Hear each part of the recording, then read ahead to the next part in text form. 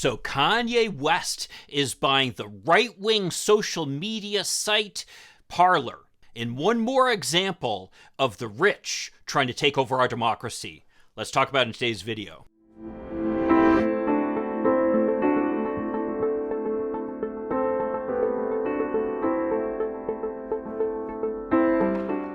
Hi, I'm Mike Reiner. I'm a lifelong Democratic activist who's concerned about the direction our country is taking. I'm also a lawyer and an academic, and I'm here to help you stand up to the BS of the MAGA crowd. So Kanye West did an interview with Tucker Carlson of Fox News, and some of the video outtakes that were not broadcast on Fox News were released by the news site Vice. I have to say, I looked at these videos and thought briefly about doing some type of reaction video to them, but I just couldn't, because the truth is this is clearly a person who is probably not mentally stable, something his ex-wife, Kim Kardashian, has asserted at various times as well. His latest rants and raves about fat people and Jews have resulted in him being banned from Twitter. So what's the response of any wealthy American these days? Buy your own social network. So it appears now that Kanye West, who I guess just calls himself Ye, or Yee, I'm not exactly sure which it is. Anyway, Mr. West has entered into an agreement to buy Parler, a right-wing social network so radical and so filled with misinformation that it was banned from the Apple Store. My guess is that Parler will be as well run under this new leadership as Donald Trump's Truth Social has been. After all, we've heard all about that, thanks to comments from Will Wilkerson, a whistleblower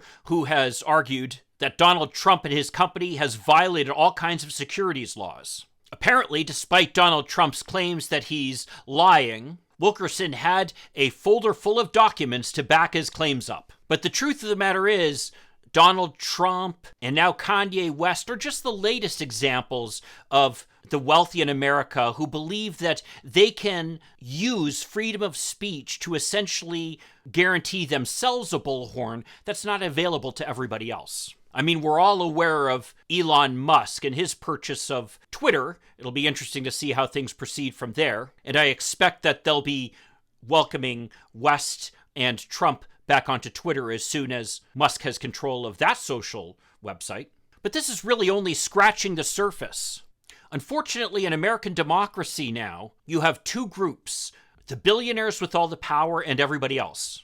I mean, we even have the example of the founder of Patagonia. Seemed like a great guy. I've even bought Patagonia clothes, I have to admit. He claims that he is donating his company to environmental causes, essentially impoverishing himself because his goal is to better the world. He got lots of good media coverage out of that. But in an amazing video by Adam Conover, he went through just how this transaction isn't what it seems. And in fact, what he's basically doing is getting a $1.2 billion tax break to create himself a political slush fund. Now, of course, some of us Democrats will be cheering that, saying, oh, great, he supports causes we support, right? But the problem is this is symptomatic of a system that is out of control. When I typed into Google, billionaire sets up political fund, I came up with all kinds of stories that I wasn't even aware of. Of course, I'll link to everything down below, but you've got Larry Ellison of Oracle, who's been funding all kinds of political campaigns. Peter Thiel,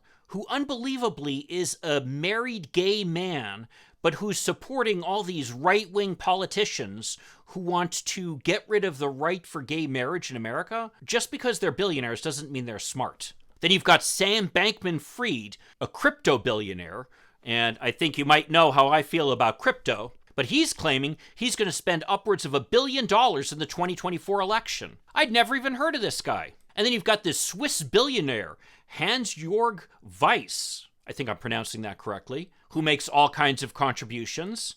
And that's on top of the recent contribution by Barry Seid, a right-wing Chicago billionaire, who just handed $1.6 billion to the founder of the Federalist Society, create a new right-wing political slush fund. Remember, the Federalist Society is that group behind all those right-wing appointments to the Supreme Court.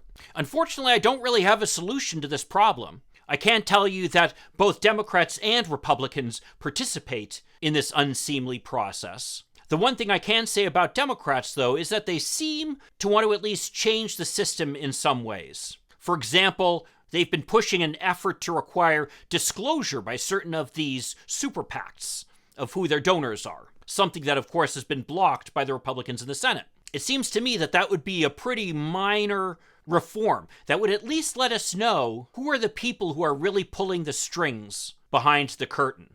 Because unfortunately, in this day and age, it seems that they're really the ones with all the power in our democracy. Well, if you want to check out a video I did a while back about how crypto is a huge scam, check out this video over here. I must admit that I've been very disappointed in certain celebrities who I actually like and respect who've played a big role in trying to promote this scam. I'll see you then. In the meantime, let's hope for continued progress. Thank you.